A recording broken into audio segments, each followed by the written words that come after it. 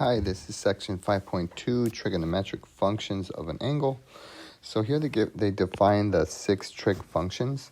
So sine is defined as opposite over hypotenuse, cosine is adjacent over hypotenuse, tangent is opposite adjacent, cosecant hypotenuse over opposite, secant hypotenuse over adjacent, and cotangent is adjacent over opposite.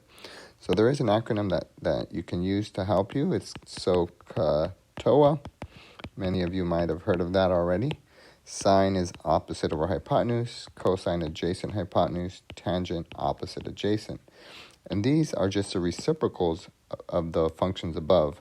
So cosecant is a reciprocal of sine, secant is a reciprocal of cosine, tangent is a reciprocal of cotangent. All right. We can actually draw a picture of what that would look like. This is theta. Relative to theta, this would be your opposite side. The hypotenuse is always opposite the 90-degree angle. And relative to this angle, the adjacent side is this side. So ADJ for adjacent. And that's how you can come up with the ratios. Sine, for example, is opposite over hypotenuse. And then these are the reciprocal functions I was telling you about. Sine is cosecant and sine are reciprocals of one another. Secant and cosine are reciprocals, so on and so on. All right, if theta is an acute angle and sine theta is equal to 3 over 5, find the values of the other trig functions. So we have one trig function. We need to find the other 5. So I recommend drawing a triangle in the correct quadrant. Since they tell you that the angle is acute, that tells you that your angle is in quadrant 1 because acute means between 0 and 90. So just draw any right triangle in quadrant 1, 90 degrees, and then you would put your theta there. All right, and then because this is sine, that means this is opposite over hypotenuse. So the opposite would be 3, the hypotenuse would be 5. Then you have to find the missing leg. The way you find the missing leg is you can call it anything. You can call it A or B. So A squared plus B squared equals C squared. That's a Pythagorean theorem. So that's going to be 3 squared plus B squared equals 5 squared. Subtract 9 to both sides. B squared is equal to 25. Take away 9, which is 16. Take the square root, b is equal to 4. So that's a common triangle, a 3, 4, 5 triangle. So that's one that you probably want to try to remember. So now that you have the 3 sides of the triangle, now you can go ahead and find the remaining trig ratios.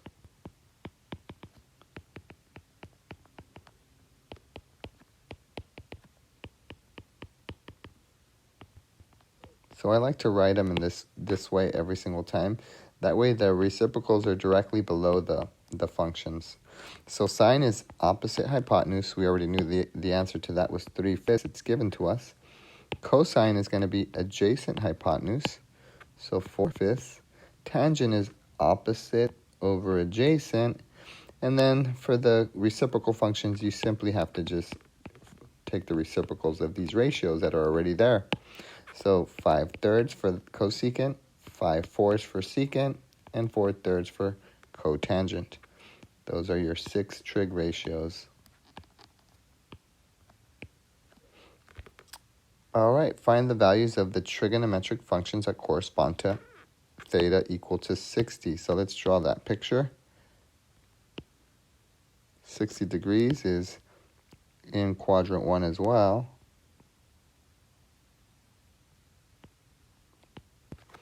All right, so if that's 60, so this is the way we're going to do this. This is a 60 degree, and this is a 30 degree. In geometry, we learned that if the hypotenuse is 1, then the short leg, this is the short leg, is half of that. So half of 1 is a half, and then the length of the longer leg is radical 3 times the short leg. So if you multiply 1/2 times radical 3, you get radical 3 over 2. That's just a special right triangle in geometry, a 30, 60, 90 triangle. So it only applies to 30, 60, 90 triangles. Whatever the hypotenuse is, the short leg is half of that. And then if you multiply the short leg by radical 3, you get the long leg. All right, so we can now find the values of the trig functions. So let's start with sine again. Cosine, actually I should be putting 60.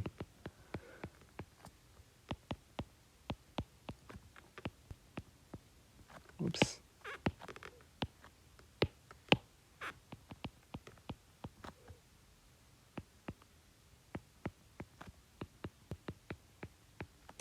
All right, so now we have the ratios, and I didn't have to put 1 for the hypotenuse. I could have put anything. I could have put 2. I could have put x. This would have been x over 2. This would have been x over 2 radical 3. But when you do the ratios, you're going to get the same result regardless of what you put for the hypotenuse. That's why I chose 1, because it was the easiest. Sine of 60 is opposite over hypotenuse, which is just radical 3 over 2. Cosine of 60 would be adjacent over hypotenuse, which is just a half. Tangent is going to be opposite over adjacent. So when you divide these two, you're going to get radical 3 over 2 divided by a half, which is the same thing as multiplying by the reciprocal, and you just get radical 3. Now if you take the reciprocals, you get 2 over radical 3, 2 over 1, which is just 2, and 1 over radical 3. You could rationalize the denominator if you want to, but it's not required. That's not the skill I'm trying to teach you here. So it's not necessary. All right. So the next special triangle in geometry is a 45, 45, 90, 45, 45 degree triangle. So that would look like this. 45 degrees. Let's do 1 for the hypotenuse again. So in geometry, we learned that to get one of the legs from the hypotenuse, you divide by radical 2. Whatever the hypotenuse is, you divide that by radical 2, and that's how you get the short leg. If you want to rationalize that, you're going to get radical 2 over 2. So let's just go with the rationalized version of that. And now we do the same exact thing that we just did above.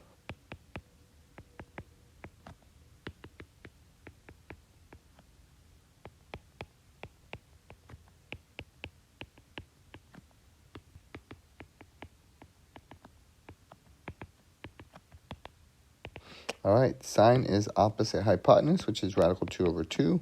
Cosine is adjacent hypotenuse, which is also radical 2 over 2. Tangent is going to be radical 2 over 2 divided by radical 2 over 2.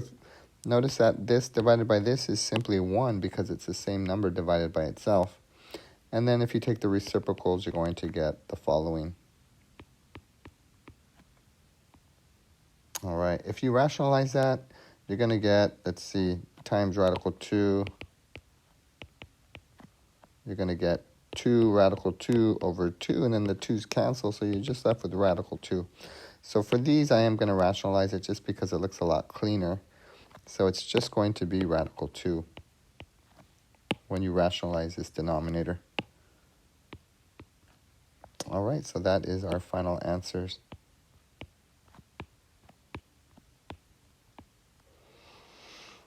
A forester 200 feet from the base of a redwood tree. So let's draw our picture here. We got a forester, we got a redwood tree over here. All right, so 200 feet from, so the forester is way over here. That's 200 feet. We can draw this triangle. All right, observe that the angle between the ground and the top of the tree is 60. So that's 60 degrees. Let's drop a perpendicular, which represents the height of the tree. Estimate the height of the tree, so I'll call it h for height. So in this case, we're looking for a trig function that's going to work for us. All right, so it looks like we have opposite and hypotenuse. I'm sorry, not hypotenuse. Opposite and adjacent. So opposite adjacent would be tangent. So if we're looking for the tangent of 60 degrees, and the ratio is opposite over adjacent. So opposite over adjacent. Now we want to solve for h. So the way we solve for h is we multiply both sides of this equation by 200. And that's how we get h by itself. So finally, h is going to equal to 200 times the tangent of 60 degrees. Make sure your calculator is in degree mode. So when you do this, you should get, let's see what we get. 200 times the tangent of 60 degrees is equal to 346. I'm going to round to one decimal place, 4.4 feet. So that is the estimated height of the tree. All right, now we have some identities. So we already know the reciprocal identities. We've seen those before. The tangent and cotangent identities are important. So tangent is defined as sine divided by cos, and cotangent is divided as cosine divided by sine. And based off of this Pythagorean identity, you can derive these other two identities. I won't go through it, but to get this one, you would divide everything by cosine squared. And that's how you get this identity. To get this identity, you would divide everything by sine squared. So that's how you would derive these. That would give you that one. All right, so for this one, it says, let theta be an acute angle. Express tangent in terms of cosine. All right, so let's start with tangent.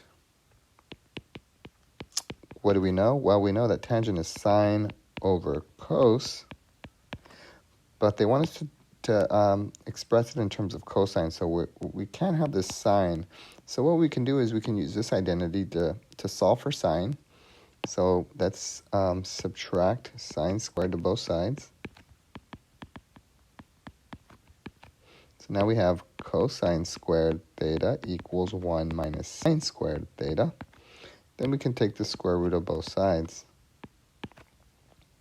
So we end up with cosine theta equals plus minus the square root of 1 minus sine squared theta. However, because theta is acute, that means we're in quadrant 1. Since we're in quadrant 1, we know that cosine is positive and sine is also positive. So cosine is defined as your x-coordinate and sine is your y-coordinate, but they're both positive in quadrant 1. Therefore, the plus minus just becomes plus. So now we've determined that sine theta is equal to, oops, I did the wrong thing. I meant to solve for cosine, not solve for sine, sorry. So we're going to subtract, I meant to solve for sine, not cosine. So subtract cosine squared to both sides. That was my mistake. And then we're going to get sine squared theta equals 1 minus cos squared theta. And then we take the square root, and that's how we get sine theta equals 1 minus cos squared theta. So now we can replace the sine with this expression.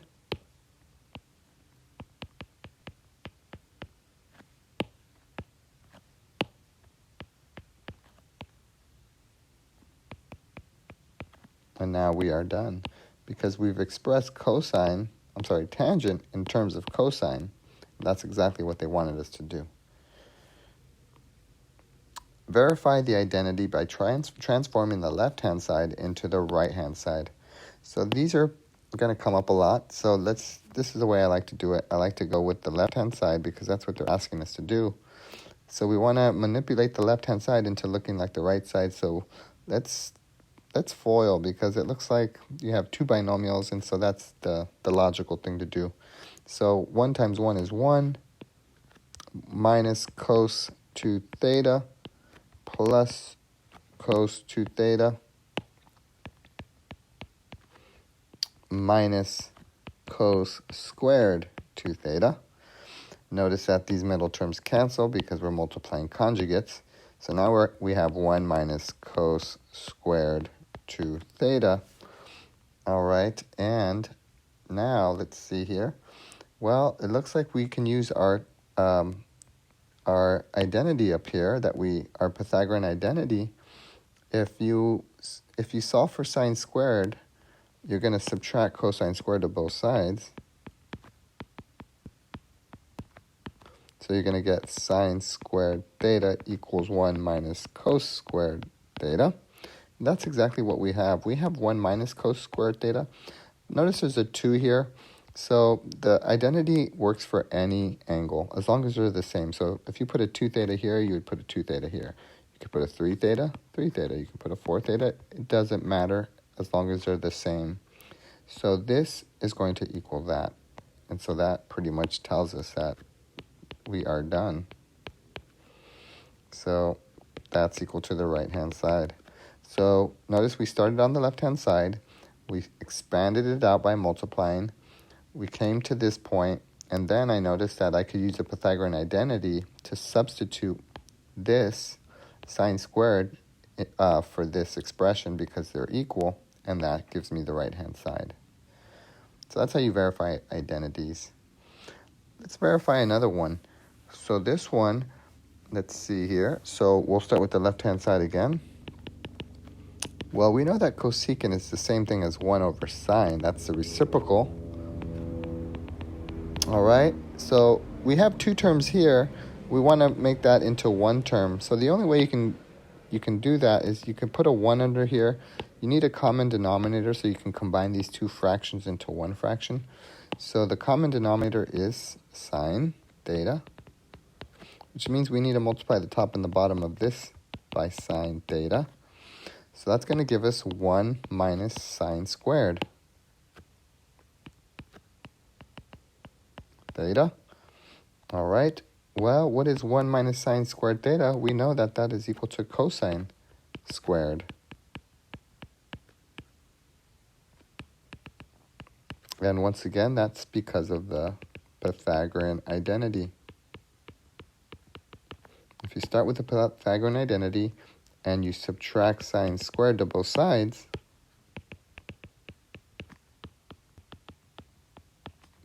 you end up with this identity that we just used to substitute.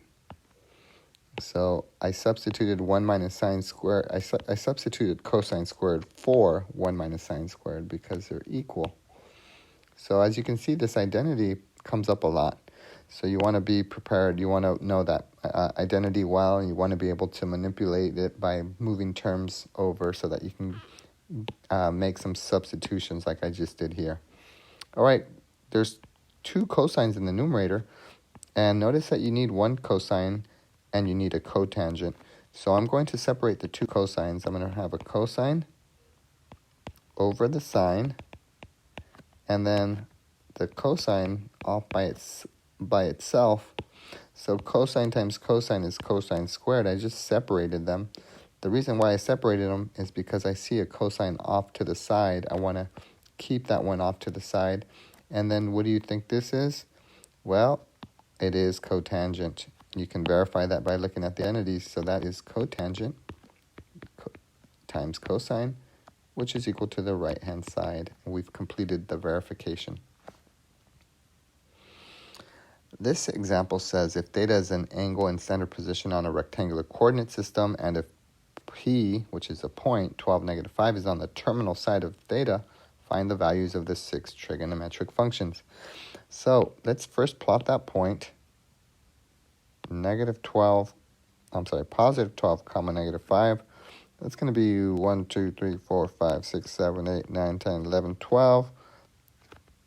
1, 2, 3, 4, 5. Approximately right here somewhere is our point P. They give me an arc. All right. And what we do is you just drop a perpendicular onto the x-axis.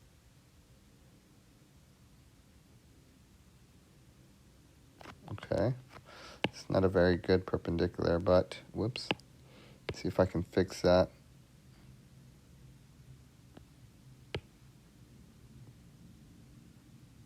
All right, there we go. And so our theta is there. Your theta is always between the x-axis and the terminal side. All right, and we know that this is 12 and this is -5 by the coordinates, positive 12, -5. Now we can use the Pythagorean theorem to find the hypotenuse. A squared plus b squared equals c squared. So we got 12 squared plus -5 squared equals c squared. C squared is going to be 144 plus 25, which is 169. Square root is 13. So this is a 5, 12, 13 triangle. That's another Pythagorean triple. All right, now that we've got all the sides, now we can go ahead and find the 6 trigonometric ratios. So let's start with sine, cosine, tangent. Then we can find their respective reciprocals. All right, so sine is opposite over hypotenuse. That's -5 13ths. Cosine is adjacent over hypotenuse. Tangent is opposite over adjacent. And now all we have to do is simply flip those fractions. That's their reciprocals. So notice I just put the negative in between, in the middle of the fraction. You can do that. I like to do that. All right, so those are the final answers.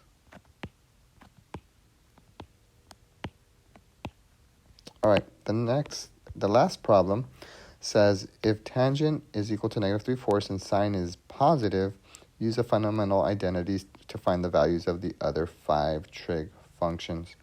So this is the way I like to do this kind of a problem. I'd like to first draw my triangle in the correct quadrant. Well, remember we said that cosine is your x and sine is your y coordinates. So if sine is positive, that means that these are the signs of the respective quadrants. So if sine is positive, that means we have to be in one of these 2 quadrants. So we can eliminate these 2 quadrants because sine is positive. All right, and now we know tangent is negative. Well, tangent by definition, if you recall, is sine divided by cosine. So a positive divided by a positive is a positive, so it can't be that one. It's got to be a negative divided by a positive is a negative. So we found out which quadrant our angle is in. Now we draw our triangle there. Whoops.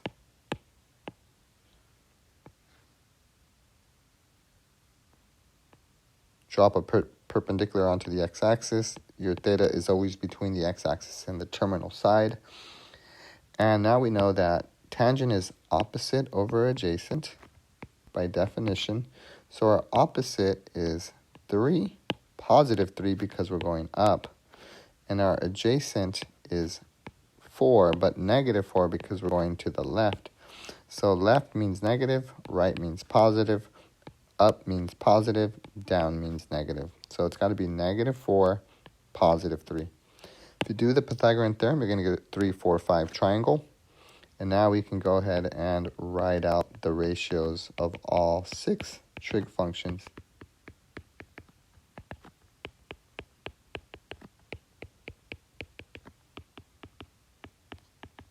So sine is opposite hypotenuse. That would be 3/5. Once again, I'm in relative to the angle, opposite over hypotenuse.